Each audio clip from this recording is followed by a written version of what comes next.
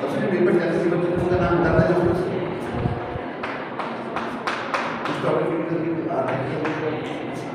Dear students, आपका chemistry के lecture के अंदर लास्ट टाइम कुछ केमिस्ट्री के बारे में बेसिक्स कॉन्सेप्ट डिस्कस हुए थे और उन्हीं से आगे बढ़ते हुए सबसे पहले आपको सभी को पता है आप चैप्टर नंबर 1 स्टार्ट करने वाले थे। चैप्टर नंबर 1 का नाम है some basic concepts of chemistry.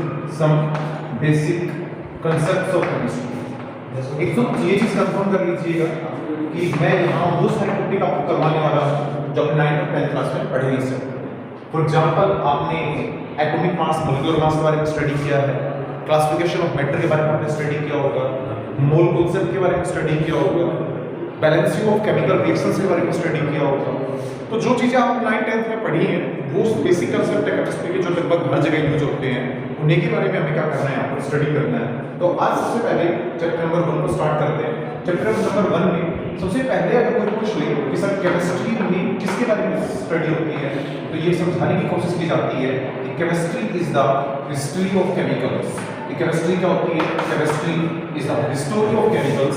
इसका मतलब ये हुआ कि सर यहाँ केमिकल्स की हिस्टोरी स्टडी होती है। देखिएगा, हिस्टोरी का मतलब होता है या तो आप ये कहेगा पास्ट या फिर आप ये कहेगा कि पूरे एक टेन्योर के अंदर जो चेंजेस आते हैं उसी को हिस्ट्री बोलते हैं। कि अगर मैं सिंपल भाषा में बात करूँ तो किसी भी चीज़ के बारे में एक्स वाई जेड नॉलेज को हिस्ट्री हम बोल सकते हैं। जैसे कई बार आपने नोट किया होगा कि हम किसी स्टूडेंट को कह देते हैं कि भैया उस ह्यूमन बीइंग की हिस्ट्री बताओ। तो हिस्ट्री का मतलब आपको उस ह्यूमन बीइंग के बिहेवियर के बारे में, एक्टिविटीज़ के बारे में, फैमिली बैकग्राउंड के बारे में, इकोनॉमिकल, सोशल, इन सभी चीज़ों के बारे में क्या करना होता है, बताना होता है। वैसे केमिस्ट्री एक ऐसा सब्जेक्ट है जो क्या बताता है, केमिकल्स की हिस्ट्री बताता है, तो जो क्या कहा जाता है, केमिस्ट्री कहा जाता है।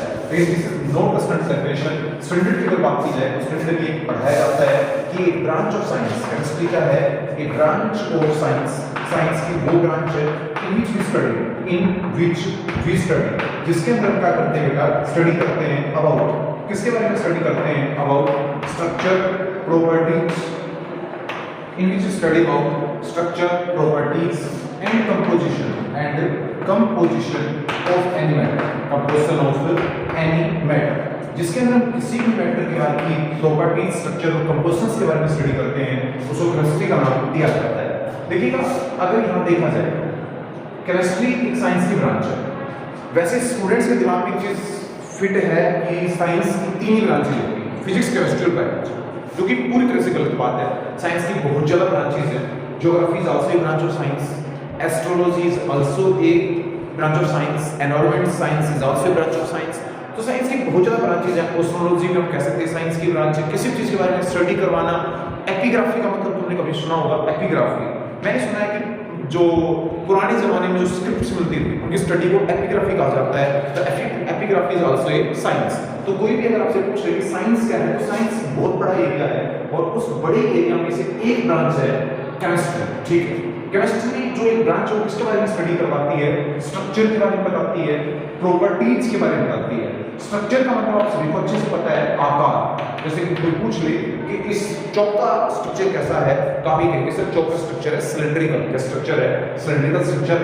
प्रॉपर्टीज का मतलब होता है किसी भी चीज की प्रॉपर्टीज कैसी है। फॉर एग्जांपल मेरी प्रॉपर्टीज, तो मैं आप बोलेंगे कि भैया बहुत गुस्सैल है या बहुत ही पोलाइट नेचर है, तो वो मेरी प्रॉपर्टीज होगी। ठीक है, जैसे कि चौक की प्रॉपर्टीज की अगर बात करते हो, it is solid, it has white colour, it's metallic point is this, it's boiling point is this and its density is that. ये सारी इसकी क्या है, प्रॉपर्टीज कहलाएंगे। ठीक है, और कंपोजिशन का मतलब होता है वो किस चीज से मिलकर बना हुआ है, किस चीज से मिलकर बना हुआ है। जैसे कि चौक की अगर मैं बात करूं तो चौक कैल्शियम, कार्बन और ऑक्सीजन, तो यू नो दैट कि the formula of chalk is calcium carbonate. तो ये कैल्शियम, कार्बन और ऑक्सीजन से मिलकर बना होता है, जिसकी कंपोजिशन के अंदर बताया जाता है कैल्शियम, कार्बन और ऑक्सीजन। तो कोई पूछे केमिस्ट्री क्या होती है, तो केमिस्ट्री एनी मैटर, मैटर की होती है पदार्थ, तो किसी भी मैटर, किसी भी पदार्थ या हमारे चारों तरफ जितनी भी थिंग्स हैं उनके स्ट्रक्चर के बारे में, उनकी प्रॉपर्टीज के बारे में और उनकी कंपोजिशन का मतलब किस चीज से मिलकर बने हुए हैं उसके बारे में जो साइंस की ब्रांच स्टडी करवाती है उसको केमिस्ट्री कहा जाता है। जैसे फॉर एग्जांपल मैं अगर चौक की बात करूं, चौक, तो आप ये कर सकते हैं चौक का सबसे पहले स्ट्रक्चर। तो डियर स्टूडेंट, आपने 10th क्लास में तो स्टडी किया ही होगा कि चौक है वो अपने आप को दो आयंस में आयनाइज करता है, Ca2 positive plus CO3 2 negative. चौक ने अपने आप को दो आयंस में आयनाइज किया है, Ca2 positive plus CO3 2 negative, तो CO3 2 नेगेटिव है बेटा। उसका स्ट्रक्चर जब आप बनाओगे, मैं बनाना सिखाऊंगा आपको 11th क्लास में, CO3 2 नेगेटिव का स्ट्रक्चर एक्चुअली ऐसा स्ट्रक्चर होता है। तो क्या कर रहा है आपका जो केमिस्ट्री है वो किसी भी जैसे चौक की मॉलिक्यूल्स का क्या बता रहा है, स्ट्रक्चर बता रहा है। 10th क्लास में हमने और मेंटर के बारे में भी किया होगा, मीथेन का फॉर्मूला सबको पता है क्या होता है, CH4, और इसका स्ट्रक्चर कैसा होता है बेटा, टेट्राहेड्रल। कैसा स्ट्रक्चर है इसका, टेट्राहेड्रल। आपको पढ़ा होगा आपने, टेट्राहेड्रल ऐसा स्ट्रक्चर होता है, बीच में तो कार्बन एंड साइड्स में क्या प्रेजेंट होते हैं, हाइड्रोजन। और आपको पता है कि कार्बन हाइड्रोजन के बीच में जो बॉन्ड एंगल है वो कितने डिग्री का होता है, 109 डिग्री 28 मिनट का क्या होता है, कार्बन हाइड्रोजन के बीच में बॉन्ड एंगल होता है। तो कोई भी अगर आपसे पूछ ले गीजर केमिस्ट्री सबसे पहले क्या बताती है, तो हमें किसी भी मेटल के स्ट्रक्चर के बारे में बताती है। जैसे इसने चौक का स्ट्रक्चर ऐसा बताया, सर मीथेन के जो मॉलिक्यूल उसका स्ट्रक्चर ऐसा बताया।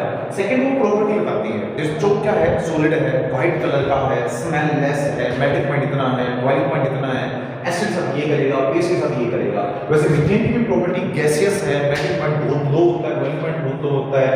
भैया ये ज्वलनशील है, मतलब कम्बशन टाइप है, जो भी है, ठीक है। तो ये इसकी प्रॉपर्टी जो है कंपोजिशन।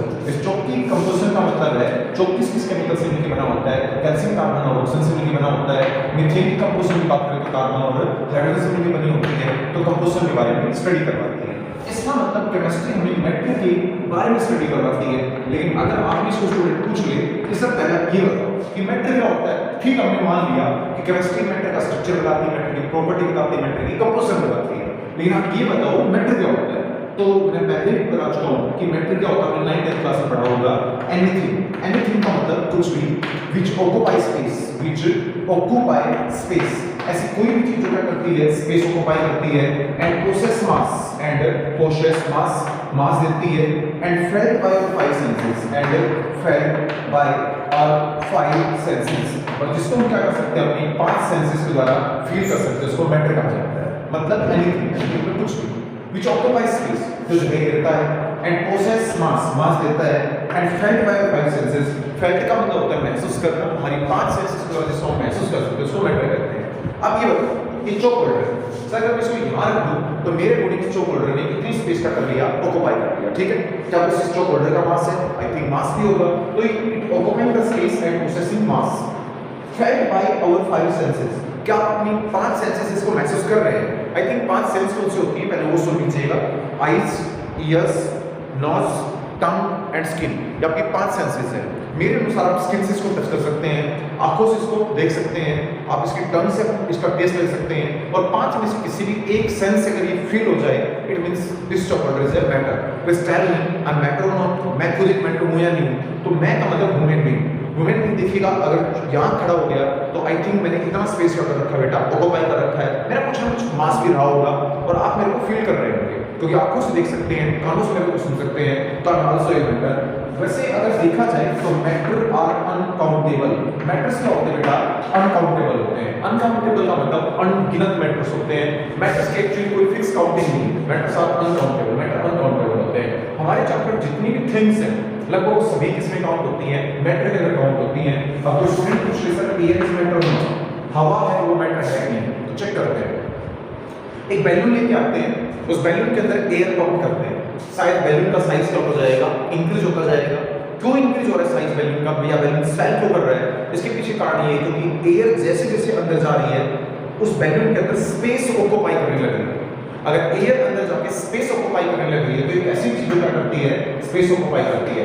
पोसेस मास एयर का मैं मानता हूं कम होता है, मास तो होता है, तो आपने सुना होगा कि ऑक्सीजन का मोलेक्युलर मास कितना होता है, 16, नाइट्रोजन का कितना होता है, 14, तो मोलेक्युलर मास भी होता है। एंड फेल्ट बाय 5 सेंसेस, आपने देखा होगा कि जैसे फैन ऑन होता है, एयर वो आपकी स्किन को प्राकृतिक टकराती है और आपको सेंस फील होती है, ठीक है, सेंसेशन होता है। जैसे आप कभी छत पे चले जाते होंगे तो मम्मी को नीचे बोलते होंगे, मम्मी आज हवा अच्छी चल रही है, कैसे पता चला आपको हवा अच्छी चल रही है? क्योंकि जैसे ही एयर हमारी स्किन से आकर टकराती है हमें फील होती है। तो स्किन इज अ सेंस, और जो सेंस के तरफ फील हो that is also a matter. तो आप ये कहेंगे सर मैटर वो है जो स्पेस ऑक्यूपाई करता है, मास देता है, और जिसको हम अपनी सेंसेस द्वारा फील कर सकते हैं उसको मैटर बोलते हैं। Air is also matter, movement is also a matter, and you can say that chocolate, biscuit, books are also matter. But ये थोड़ी फीलिंग्स आउट होता है। फीलिंग्स होता है, फीलिंग वो क्या नहीं होती, मैटर नहीं होती। फीलिंग्स कौन कौन सी, जैसे लव, हेट, जेलेसी, डिजायर, ये सब फीलिंग्स के अंदर आती हैं और फीलिंग्स है वो मैटर नहीं होती है। अगर आप किसी को लव करते हैं तो अगर मान लो मिनट के लिए लव मैटर है और आप अपनी मम्मी को बहुत ज्यादा लव करते हैं, मतलब प्यार करते हैं, तो ज्यादा प्यार करते हैं तो मेरे अकॉर्डिंग अगर लव मैटर है तो ज्यादा जगह घेरता, आपका साइज बड़ा हो जाता है, ठीक है सर। मास भी ज्यादा है, प्रोसेसिंग मास तो आपका वजन भी ज्यादा होता है। लेकिन मेरे अकॉर्डिंग चाहे आप कम प्यार करें चाहे ज्यादा प्यार करें, ठीक है, ना तो मास पे कोई फर्क पड़ता है, ना ही क्या साइज पे कोई फर्क पड़ता है, और ना ही अपनी सेंस के द्वारा लोगों को आप फील कर सकते हैं। क्या स्किन से टच कर सकते हैं लोग? नहीं कर सकते। क्या आप कुछ देख सकते हैं? नहीं। जीभ से टेस्ट ले सकते हैं? नहीं। नोज से स्मेल कर सकते हैं? नहीं। इसका मतलब love is not applicable on any point of the definition of matter. तो ये हम क्या करते होता है, मैटर होता है, मैटर के बारे में क्या करते हैं, स्टडी करते हैं, ठीक है। केमिस्ट्री में मैटर के बारे में स्टडी करते हैं, हमें ये भी पता चल गया कि मैटर क्या होता है। तो अगले पॉइंट की तरफ मैं बढ़ने वाला हूं। अगला पॉइंट आता है क्लासिफिकेशन ऑफ मैटर। अगला पॉइंट क्या आता है आपका, क्लासिफिकेशन ऑफ मैटर।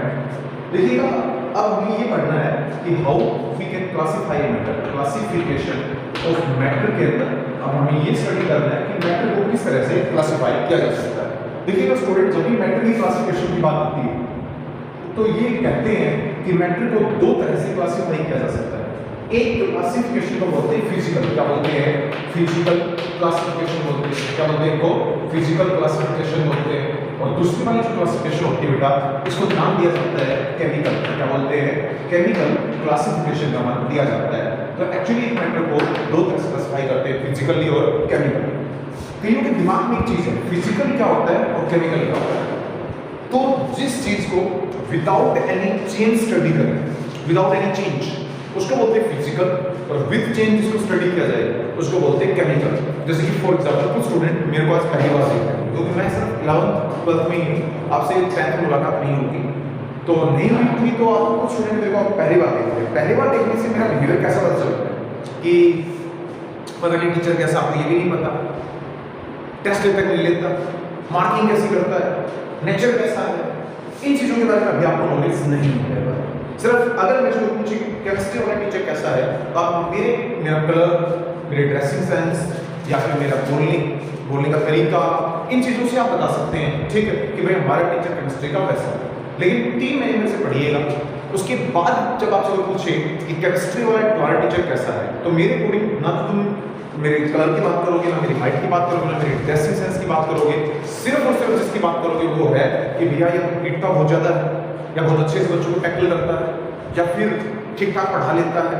जो भी तुम ये 3 महीने में महसूस करोगे मेरे अंदर चेंज लाके, that is my chemical classification, ठीक है। तो फिजिकली का मतलब है सिर्फ ऑब्जर्व करके, विदाउट एनी चेंज जो स्टडी करते हैं उसको बोलते हैं फिजिकल, और विद चेंज जो स्टडी करते हैं उसका कहते हैं केमिकल क्लासिफिकेशन बोलते हैं, ठीक है। फिजिकली एक मैटर को 3 तरह से बेटा क्या किया जाता है, क्लासिफाई किया जाता है। और फिजिकली जो पहली क्लासिफिकेशन होती है उसको बोलते हैं सॉलिड, दूसरी क्लासिफिकेशन को बोलते हैं लिक्विड, और तीसरी क्लासिफिकेशन को बोलते हैं फिजिकली गैस। क्या बोला जाता है, गैस। तो फिजिकली पहली क्लासिफिकेशन उसको बोलते हैं सॉलिड, दूसरी क्लासिफिकेशन को बोलते हैं लिक्विड, और फिजिकली तीसरी क्लासिफिकेशन को बोलते हैं गैस। अब आपके दिमाग में होगा सर ये फिजिकल कैसे है, सर ये बताइए क्या है, जो ऑर्डर कैसा है, सॉलिड लिक्विड या गैस? I think solid. मेरे अकॉर्डिंग आपको इसको टच करने की जरूरत भी नहीं है, देखते समझिए सॉलिड है।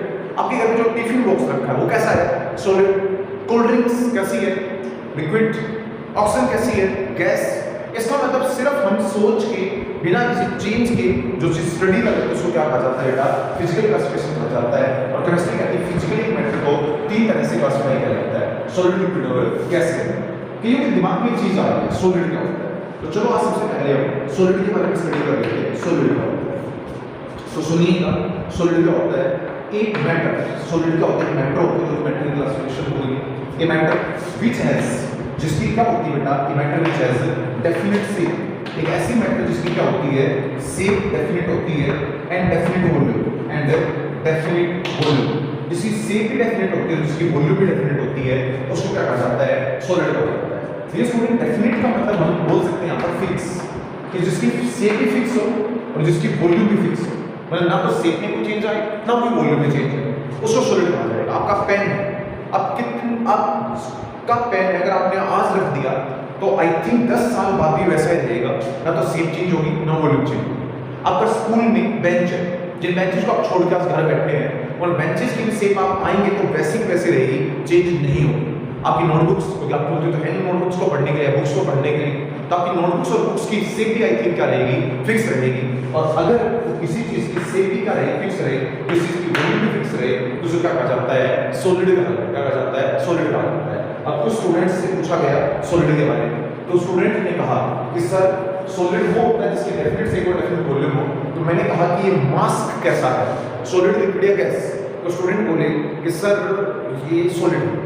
तो मैंने कहा कि बेटा इसकी शेप तो हम लगातार क्या कर सकते हैं, देखो चेंज कर सकते हैं, सिलेंड्रिकल बना दिया, देखिएगा मैंने आपको क्या लग रहा है आपको, पेंटागन टाइप की शेप बना दी, मतलब इसकी शेप हम लगातार क्या कर सकते हैं, चेंज कर सकते हैं। या आप कैसे कर सकते हैं इसकी डेफिनेट शेप और डेफिनेट वॉल्यूम में? तो डियर स्टूडेंट एक चीज यहाँ ऐड करनी पड़ेगी कि without applying any external force, without applying any external force, बिना किसी एक्सटर्नल फोर्स के अप्लाई किए, अगर आप बिना किसी एक्सटर्नल फोर्स अप्लाई किए अगर एक मैटर के बारे में बताते हो कि भैया वो डेफिनेट शेप है, डेफिनेट वॉल्यूम है, क्योंकि अगर मैं उस मास को अगर चेंज कर रहा हूं तो मैं अपने हाथों से फोर्स लगा रहा हूं, आपको फोर्स नहीं लगानी है, आपको कंडीशंस चेंज नहीं करनी है, आपको टेंपरेचर प्रेशर भी चेंज नहीं करना है। आप उसी कंडीशन में without applying any external force, अगर किसी की शेप भी फिक्स बनी रहे, किसी की वॉल्यूम फिक्स बनी रहे, तो समझ जाओ क्या है आपका सॉलिड है। एग्जांपल्स बताने की जरूरत नहीं है, आपके बचाव एग्जांपल आपके सामने है। सेकंड आपका आता है लिक्विड। कोई कुछ लिक्विड क्या होता है, तो केमिस्ट्री कहती है ए मैटर व्हिच हैज, क्या कहता है सर, जिसकी क्या होती है बेटा, not definite shape, not definite shape, एक ऐसी मैटर जिसकी क्या होती है, शेप तो डेफिनेट नहीं होती है बट डेफिनेट वॉल्यूम, लेकिन जिस मैटर की क्या होती है, वॉल्यूम डेफिनेट होती है, उसको किसका नाम दिया जाता है, लिक्विड का नाम दिया जाता है।